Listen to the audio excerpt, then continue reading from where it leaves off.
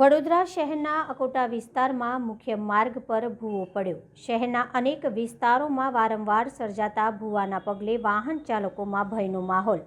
શહેરમાં પૂરની પરિસ્થિતિ બાદ હવે નાગરિકોને રોડ પર પડી રહેલા ભૂવાનો ડર સતાવી રહ્યો છે।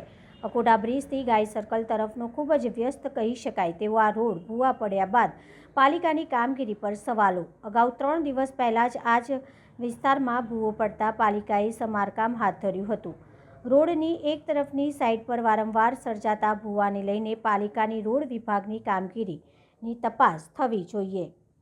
આ વોર્ડ નંબર 12 માં આવતો વિસ્તાર છે। અકોટા બ્રિજ ઉતરીને તમે આવો ત્યારે તમે જોઈ શકો છો કે કેટલો મોટો ભૂવો પડી ગયો છે।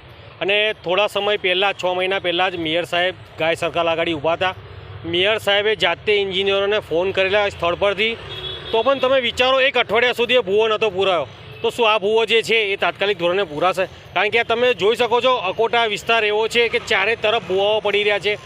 મારી તો એક જ માંગ છે કે જે પણ અંડરગ્રાઉન્ડ લાઈનો નાખવામાં આવે તાત્કાલિક ધોરણે બંધ કરવામાં આવે, અને જે ભૂવાની મરામત કરવામાં આવે છે એ ભૂવાની મરામત જે રીતે આ લોકો પાસ કરતા હોય છે ટેન્ડરોમાં શરતો મૂકવામાં આવે છે કે ભાઈ પહેલાં એની ઉપર રોડા છારું નાખવામાં આવે। તમે જોઈ શકો છો કે એક પણ રોડો ઈંટનો ટુકડો જોવામાં નથી આવ્યો, ફક્ત રેતી પાથરવામાં આવી છે અને ઉપર ડામર પાથરી દેવામાં આવ્યો છે। કારણ કે જે પ્રકારનો તમે મટીરિયલ જોશો એ પ્રકારનું લાગશે કે આ 6 મહિના બી નહીં થયા રોડને અને રોડો તૂટી ગયા છે। કારણ કે રોડો બનાવતા આ લોકો 5 વર્ષની ગેરંટી લેવામાં આવે છે।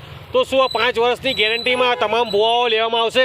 કારણ કે અત્યારે એવું પણ માહિતી મળી રહી છે કે લાખો રૂપિયાના ખર્ચે બિલો પાસ કરવામાં આવે છે ભૂવાઓ પૂરવા માટે। તમે વિચારો કે એક રોડ માટે 5 વર્ષની ગેરંટી આવતી હોય છે। શું આ કોન્ટ્રાક્ટરોને સીધો ફાયદો કરાવવામાં આવી રહ્યો છે? મારી તો એક જ માંગ છે કે તાત્કાલિક ધોરણે ભૂવાઓ પૂરવામાં આવે। રાજેશ માળી।